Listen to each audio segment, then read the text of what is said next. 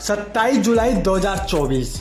जगह श्रीलंका का पलतले international stadium. यहां पर खेला जा रहा था श्रीलंका और भारत के बीच फर्स्ट T20 मैच। इस सीरीज में सब कुछ नया था।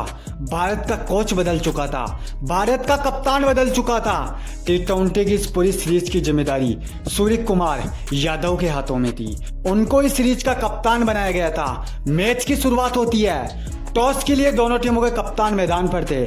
सिक्के को उछाला जाता है और सिक्का श्रीलंका के कप्तान के पक्ष में गिरा तो भाई उन्होंने टॉस जीतकर पहले गेंदबाजी करने का फैसला लिया और मेहमान टीम को बल्लेबाजी करने के लिए बुलाया।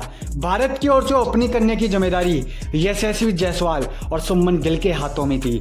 श्रीलंका की ओर से पहला ओवर डालने के लिए मधुशंका आते हैं, लेकिन यशस्वी ने उनकी पहली गेंद पर चौका लगाकर उनका बेहतरीन तरीके से स्वागत किया और श्रीलंका के खेमे में यह मैसेज डिलीवर कर दिया कि आने वाले ओवरों में इससे भी भयंकर तूफान आने वाला है। दोनों ओपनर बल्लेबाजों ने बिना कोई सोचे समझे, बिना किसी परिस्थिति को जाने पहचाने श्रीलंका के गेंदबाजों पर काउंटर अटैक कर दिया। एक तरफ से सुमन तो दूसरी तरफ से यशस्वी। देखते ही देखते दोनों बल्लेबाजों के बीच पहले विकेट के लिए 50 रन की साझेदारी हो चुकी थी।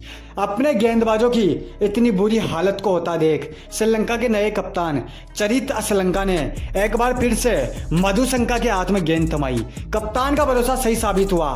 5वें ओवर के आखिरी गेंद पर सुमन गिल कैच आउट हो जाते हैं। गिल ने 16 गेंदों में 34 रन की एक ताबड़तोड़ पारी खेली। उसके अगले ही ओवर में असलंका ने अपने ओवर की पहली गेंद पर यशस्वी को कीपर के हाथों स्टंपिंग करवाकर उनको पवेलियन का रास्ता दिखा दिया। भारत के बैक टू बैक 2 विकेट गिर चुके, लेकिन इन दोनों बल्लेबाजों के बाद मैदान पर अब भारत का विस्फोटक बल्लेबाज, भारत का मिस्टर 360 डिग्री बल्लेबाज और आज का कैप्टन सूर्य कुमार यादव मौजूद था और उनका साथ देने के लिए विकेट कीपर बल्लेबाज ऋषभ पंत मौजूद थे। मैदान पर अब 2 सबसे विध्वंसकारी बल्लेबाज थे, जैसा नाम वैसा काम। दोनों बल्लेबाज मैदान पर आए, तीनों गिल्लियां देखी और श्रीलंकाई गेंदबाजों पर एक बुके शेर की तरह टूट पड़े।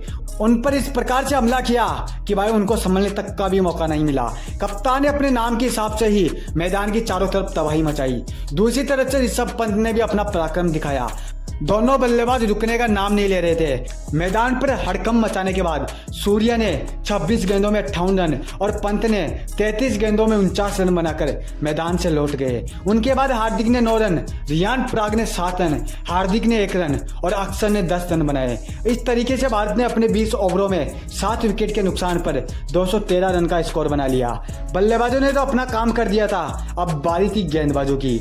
श्रीलंका की ओर से मैदान पर बल्लेबाजी करने के लिए पतुम निसांका और कुणाल मेंडिस की जोड़ी आती है और आते ही भारतीय गेंदबाजों की जान हलक में डाल देते हैं। निसांका इस तरीके से बल्लेबाजी कर रहे थे कि मानो इस मैच का सारा कंट्रोल उनके हाथों में ही हो।